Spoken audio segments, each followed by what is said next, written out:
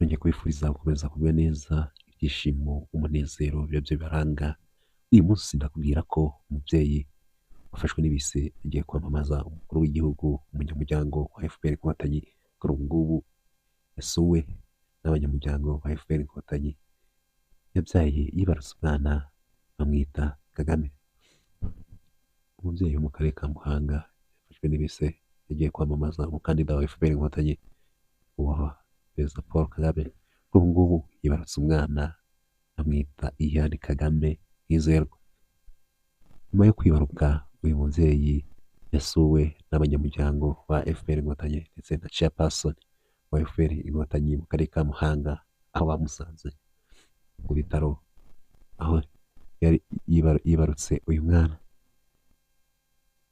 Uyu mubyeyi akaba yashimiwe cyane n'abanyamuryango ba FPR Inkotanyi ndetse na chairperson w'uyu muryango mu karere ka Muhanga.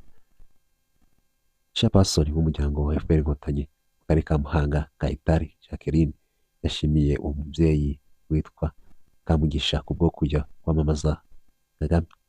Uyu mubyeyi, umubyeyi ubona ko yari yishimye mu mafoto ndetse n'abanyamuryango ba FPR Inkotanyi bishimye cyane kubw'uyu mubyeyi. Baramusuye bamushyira ibyifashishwa n'umubyeyi igihe yibarutse, harimo byinshi akwiye gukenera, harimo amata, harimo n'imbuto zikenerwa cyane n'umubyeyi, harimo n'ibindi bikoresho by'isuku by'umubyeyi.